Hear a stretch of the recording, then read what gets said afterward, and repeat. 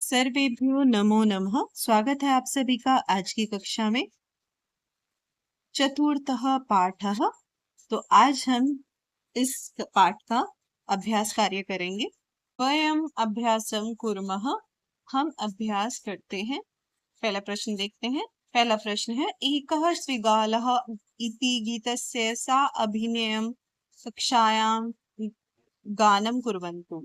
एका श्रीगाल इस गीत का अभिनय के साथ कक्षा में गायन करे। अगला प्रश्न है अधः प्रदत्तानां प्रश्नानां एकपदेन पदद्वयेन वा उत्तरं लिखन्तु।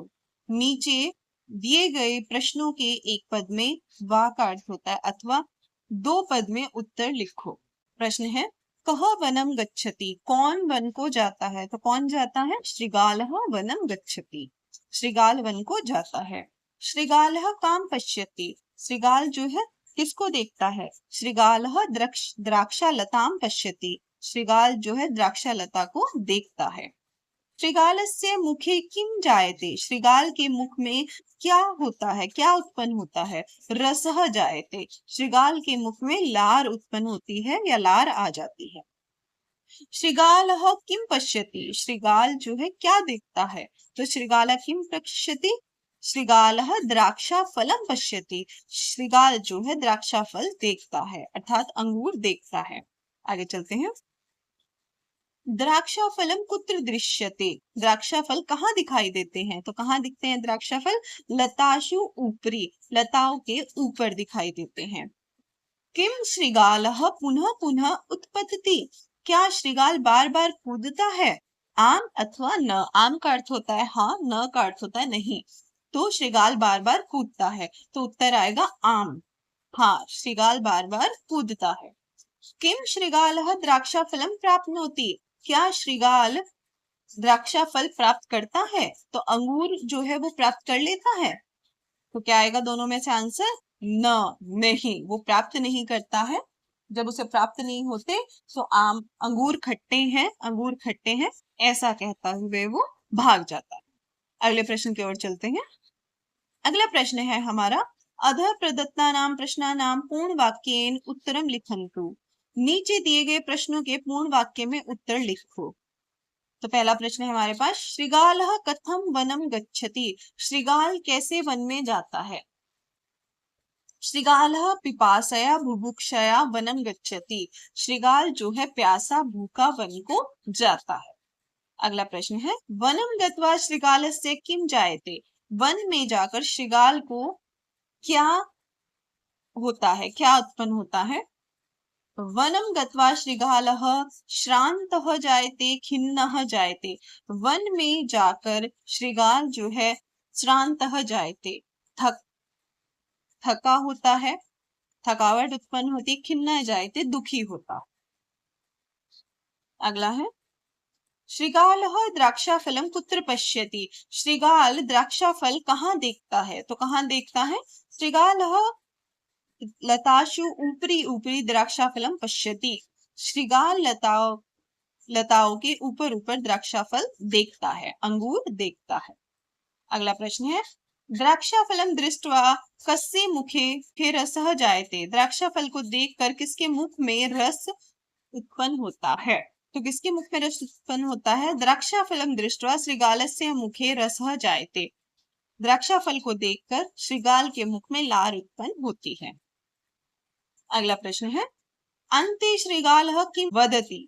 अंत में श्रीगाल क्या बोलता है? तो क्या बोलता है अंत में श्रीगाल? अन्ते श्रीगालः आम्लम द्राक्षाफलम इति वदति। अंत में श्रीगाल खट्टे अंगूर ऐसा बोलता है। आगे चलते हैं। अत्र इदम अवधेयम। यहाँ यह समझिए अस्मिन् पाठे जायते लभते पलायते इति एतादृशानि क्रियापदानि सन्ति। तो इस पाठ में जायते लभते पलायते इस तरह के क्रियापद हैं। एतादृशानां क्रियापदानां रूपाणि लट लकारे कथम भवन्ति इति पश्यामः। इस तरह के क्रियापदों के लट लकार में रूप कैसे होते हैं देखते हैं। ठीक है, तो ये एकवचनम द्विवचनम बहुवचनम। प्रथम पुरुषः, मध्यम पुरुषः, उत्तम पुरुषः। तो तो प्रथम पुरुष में लब धातु है, तो प्रथम पुरुष में रूप बनेंगे लभते, लभेते, लभन्ते। मध्यम पुरुष में लभसे, लभेते, लब्धवे। उत्तम पुरुष में लभे, लभावहे, लभामहे। इस तरह से हमें बाकी सभी क्रियापदों के भी रूप बना लेने हैं लट लकार में। आगे चलते हैं, इसे हमें ध्यान से देखना है और इसे याद करना है, क्योंकि बाकी के जो प्रश्न है अगले दो प्रश्न इसी के अनुसार हमें हल करने हैं। अगला प्रश्न है, ऊपरी प्रदत्ता मंजुषाम दृष्ट्वा स्थानेषु उचित क्रियापदानि लिखन्तु। ऊपर दी गई मंजुषा को देखकर इस स्थानों में उचित क्रियापद को लिखो। तो अभी हम जो मंजुषा को देखकर, अभी हमने पीछे जो मंजुषा देखी है उसे देखकर हमें इन प्रश्नों को, इन स्थानों को उचित क्रियापद से भरना है। तो वंदते, वंद धातु है, तो प्रथम पुरुष में रूप बन रहे हैं वंदते, तो द्विवचन में क्या बनेगा? वंदेते। बहुवचन में वंदन्ते। अगला मध्यम पुरुष के रूप देखते हैं, वंदसे, वंदेथे, वंदधवे। उत्तम पुरुष में हमें बहुवचन का रूप दिया गया है एक वचन, और द्विवचन में हमें लिखना है, तो क्या बनेगा? वंदे, वंदावहे, वंदामहे। इसी तरह से पलाय धातु का रूप देखते हैं, तो प्रथम पुरुष का एक वचन दिया हुआ है, आगे द्विवचन और बहुवचन देखते हैं। तो एक वचन पलायते, द्विवचन पलायेते, पलायन्ते। बहुवचन पलायसे, पलायेथे, पलायधवे। उत्तम पुरुष में पलाय, पलायावहे, पलायामहे। अगली धातु है जायते, तो जाय धातु प्रथम पुरुष का रूप बना है, एक वचन है जायते, द्विवचन में जायते और बहुवचन में जायन्ते। उत्तम मध्यम पुरुष में बनेगा जायसे, जायथे, जायध्वे। उत्तम पुरुष में बनेंगे जाय, जायावहे, जायामहे। तो इस तरह से हमें इस प्रश्न को हल करना है। आगे चलते हैं, अगला प्रश्न है हमारे पास, उदाहरण अनुसारम एक वचन रूपम दृष्ट्वा द्विवचन बहुवचन रूपाणी लिखन्तु। उदाहरण के अनुसार एक वचन रूप को देखकर द्विवचन और बहुवचन के रूप लिखो। तो हमें एक वचन को देखकर बाकी द्विवचन और बहुवचन के रूप को लिखना है। एक वचन का रूप जैसे लिखा है उसे देखकर बाकी द्विवचन और बहुवचन का रूप लिखना है। तो धातु दी गई है इधर, ये सभी धातु हैं, यहाँ एक वचन में लिखा है, तो एक वचन के रूप को देखकर हमें यहाँ द्विवचन और बहुवचन लिखना है। जैसे कंपते, तो कंपते प्रथम पुरुष का रूप है, तो यहाँ द्विवचन भी प्रथम पुरुष का आएगा, बहुवचन भी प्रथम पुरुष का आएगा। इसी तरह से वर्धते भी प्रथम पुरुष है, वर्तसे ये मध्यम पुरुष है, तो इसे एक वचन के रूप को देखकर ही हमें द्विवचन और बहुवचन का रूप लिखना। तो कंप धातु एक वचन में बनेगा कंपते, आगे बनेगा कंपेते, कंपन्ते। वर्ध धातु वर्धते, वर्धेते, वर्धन्ते। वर्त धातु वर्तसे, वर्तर्थे, वर्तधवे। प्रकाश धातु प्रकाशते, प्रकाशेते, प्रकाशन्ते। वंद धातु, तो ये वंदे जो है ये उत्तम पुरुष का रूप है, तो यहाँ पे उत्तम पुरुष के रूप लिखे जाएंगे, वंदे, वंदावहे, वंदामहे। याचते यह प्रथम पुरुष का रूप है, तो याचेते, याचन्ते। लज्जसे यह मध्यम पुरुष का रूप है, तो इसके रूप हमें ऐसे लिखना है, तो लज्जसे, लज्जेथे, लज्जध्वे। आगे चलते हैं, विक्ष धातु है विक्षेते, तो प्रथम पुरुष का रूप है, विक्षते, विक्षेते, विक्षन्ते। सेवे यह उत्तम पुरुष का रूप है, तो सेवे, सेवा वहे, सेवा महे। वंदसे मध्यम पुरुष का रूप है, वंदेथे, वंदध्वे, वंदध्वे। शोभते, शोभेते, शोभन्ते। तो इस तरह से हम इस प्रश्न को हल कर लेंगे। आगे चलते हैं, अगला प्रश्न है हमारे पास, उदाहरण अनुसारम वाक्य द्वयम लिखन्तु। तो उदाहरण के अनुसार दो वाक्य लिखो। जैसे यथा शत्रु पलाया, तो पलाय धातु है, तो हमने इससे एक वाक्य बनाया शत्रु पलायते। ठीक है, अब दूसरा वाक्य हमने बनाया चोरहा, पलाय धातु का ही प्रयोग करना है, चोरः पलायन्ते। तो चोरः बहुवचन है, तो इसलिए क्रिया भी कैसी आएगी, बहुवचन की आएगी। शत्रु एक वचन है, तो क्रिया किसकी आई, एक वचन की। तो इसी तरह में एक धातु से दो वाक्य बनाने हैं। आगे देखते हैं। वृक्षः, वर्ध धातु से क्या बनेगा, वृक्षः वर्धते। बालः वर्धन्ते। अगला है छात्रः, वंद धातु का प्रयोग करते हुए बनाएंगे, छात्रः वंदते। भक्तः वंदन्ते। वैद्य, विक्ष धातु का प्रयोग करके बनाना है, वैद्यः वैद्यः विक्षेते।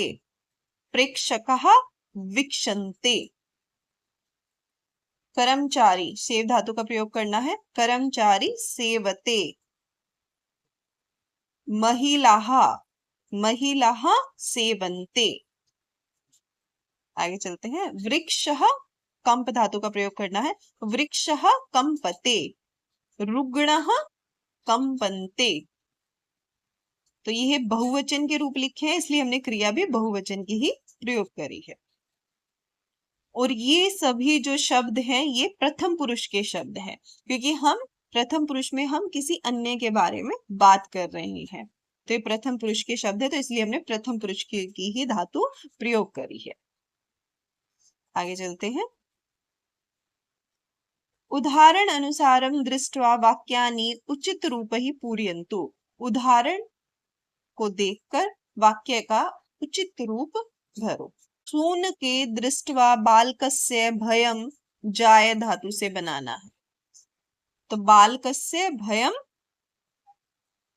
जायते। सुनक को देखकर बालक को भय भय उत्पन्न होता है। मूषकः मार्जारम दृष्ट्वा, मूषक जो है मार्जारा बिल्ली को दृष्ट्वा देखकर, पलाय अर्थात भाग जाना, तो इसका प्रयोग करते हुए बनाएंगे हम। मूषकः मार्जारम दृष्ट्वा पलायते। मूषक जो है मार्जारा बिल्ली को देखकर भाग जाता है। रात्रि काले मार्ग दीपः प्रकाश, रात्रि काले मार्ग दीपः प्रकाशन्ते। तो यहाँ दीपः बहुवचन है, एक दीप नहीं जो है प्रकाश करता है रात्रि काल में मार्ग में, तो अनेक दीप प्रकाश करते हैं, इसलिए प्रकाशन्ते बहुवचन की क्रिया का प्रयोग करा है। अहम देवम, तो अहम यहाँ पर देखिए ये क्या है, अहम उत्तम पुरुष में प्रयोग करते हैं। अहम का अर्थ होता है मैं, तो मैं का प्रयोग किसमें होता है, उत्तम पुरुष में होता है। तो अहम एक वचन का रूप है, इसलिए वंद धातु का हमें उत्तम पुरुष का एक वचन का रूप प्रयोग करना है। अहम देवम वंदे। ठीक है। आगे है त्वम किमर्थम, लज्ज धातु का प्रयोग करना है। अब त्वम जो है, त्वम का अर्थ तुम होता है, तो त्वम किमर्थम किस लिए, और यह मध्यम पुरुष के एक वचन का रूप है, तो क्रिया भी कैसी आएगी, लज्ज की मध्यम पुरुष की एक वचन की क्रिया का प्रयोग करना है। त्वम किमर्थम लज्जसे। अगला है वयम देशम, शेव धातु का प्रयोग करना है, सेव धातु से बनाना है। तो वयम कौन सा रूप है, बहुवचन का रूप है। अहम आवाम वयम, सेव धातु का उत्तम पुरुष का बहुवचन का रूप प्रयोग करना है। वयम देशम सेवामहे। तो इस तरह से हमें इस प्रश्न को हल करना है। योग्यता विस्तरः, श्लोकान उच्चैः पठन्तु अर्थम अवगच्छन्तु च। श्लोक को जोर से पढ़ो और अर्थ को समझो। प्रारभ्यते न खलु विघ्न भयेन नीचहि, प्रारभ्य विघ्न विहिता विरमन्ति मध्या, विघ्नै पुनः पुनरपि प्रतिहन्यमानः, प्रारभ्य च उत्तम जनाः न परित्यज्यन्ति। तो इस श्लोक का अर्थ है, मनुष्य जो होते हैं तीन तरह के होते हैं, एक नीच प्रवृत्ति के होते हैं, मध्य और उत्तम लोग होते हैं। तो जो नीच प्रकृति के लोग होते हैं, विघ्न भयेन, विघ्न के भय से, प्रारभ्यते न खलु, वो कार्य का प्रारंभ ही नहीं करते हैं, वो किसी कार्य को शुरू ही नहीं करते हैं। अगले जो मध्यम तरह के लोग होते हैं, प्रारभ्य विघ्न विहिता विरमन्ति मध्या, जो मध्यम प्रकृति के लोग होते हैं वो कार्य प्रारंभ तो करते हैं, लेकिन विघ्न आते ही विरमन्ति, रुक जाते हैं, उस कार्य से हट जाते हैं। विघ्नैः पुनः पुनरपि, विघ्नों के बार बार आने पर भी तो जो उत्तम लोग हैं उनके कार्य आरंभ करने के बाद अगर बार बार विघ्न आ रही हैं, बार बार कष्ट आ रहे हैं, तो भी वह अपने कार्य को नहीं त्यागते हैं, उसे पूरा करते हैं। अगला है गच्छन् पिपीलको याति योजनानां सतान्यपि अगच्छन् वैनतेयो अपि पद्म एकम न गच्छति। तो चींटी बहुत छोटी होती है, वैनतेय गरुड़ बहुत तेज उड़ता है, लेकिन पिपलिका बहुत छोटी सी चींटी जाती हुई, तो वो नन्हे नन्हे कदमों से अगर वो लगातार चलती है तो शतान अपि योजनान, तो 100 योजन तक चली जाती है। लेकिन वेनतेय गरुड़ एक भी पद्म एकम, एकम अर्थात एक, पद्म अर्थात कदम, एक भी कदम नहीं बढ़ाता, तो वो कहीं भी नहीं जाता है। कहने का अर्थ यह है कि आपके अंदर कोई भी कौशल हो, कोई भी गुण हो, जब आप उसका प्रयोग ही नहीं करेंगे तो आप कुछ भी अचीव नहीं कर सकते, आप किसी भी चीज को प्राप्त नहीं कर सकते। और इसी तरह हमें निरंतर अभ्यास करना चाहिए, अपने लक्ष्य की ओर निरंतर कदम को बढ़ाना चाहिए। परियोजना कार्यम त्वम जीवने कदाचित अभिष्टम वस्तु न लभसे, तुमने जीवन में कभी इच्छित वस्तु नहीं प्राप्त हुई। कदाचित तव लक्ष्य पूर्ति न भवती, कभी तुम्हारा लक्ष्य की पूर्ति न हुई। तदा तुम किम करोसी, तब तुम क्या करते हो। किम च चिंतयसि, क्या सोचते हो। इति संस्कृत भाषायां स्वभाषाया प्रसंग सहितम लिख। तो यह संस्कृत भाषा में अथवा अपनी भाषा में प्रसंग के साथ लिख अर्थात लिखो। तो आपके जीवन में जब आप अपनी अभिष्ट वस्तु को, इच्छित वस्तु को प्राप्त नहीं कर पाते हो और अपने लक्ष्य को प्राप्त नहीं कर पाते, आपके लक्ष्य की पूर्ति नहीं हो पाती, तब आप क्या करते हो, आप क्या सोचते हो, वो आपको संस्कृत भाषा में या अपनी मातृभाषा में लिखना। आगे देखते हैं। कार्यकलापः मुखेन द्राक्षा फलस्य ग्रहणम, मुख से द्राक्षा फल का ग्रहण। इति क्रीड़ा कार्यामः, ऐसा खेल खेलेंगे। ऊपरी रज्ज्वा फलस्य मधुरस्य वा बंधनं कृत्वा, रज्ज्वा रस्सी के ऊपर फल का अथवा मिठाई का बंधन करके, बांध करके, तस्य आकर्षणः स्थिलीकरणैः अध्यापकः क्रीडा आंगने क्रीडां कारयति, उसका आकर्षण अर्थात खींचकर, स्थिलीकरण अर्थात ढीला छोड़कर, अध्यापक क्रीड़ांगन में क्रीड़ा खेल खेलें। तो कभी रस्सी को खींचकर और कभी रस्सी को ढीला छोड़कर, इस तरह से अध्यापक क्रीड़ा आंगन में, खेल के मैदान में इस क्रीड़ा को कराएं। छात्रः मुखस्य साहाय्येन ग्रहीतुं प्रयत्नं कुर्वन्ति, छात्र जो है मुख की सहायता से अंगूर को, जो भी फल या मिठाई बांधी है, उसे ग्रहण करने का प्रयत्न करते। इसी के साथ हमारा यह पाठ समाप्त होता है। इस वीडियो को देखने के लिए आपका बहुत बहुत धन्यवाद।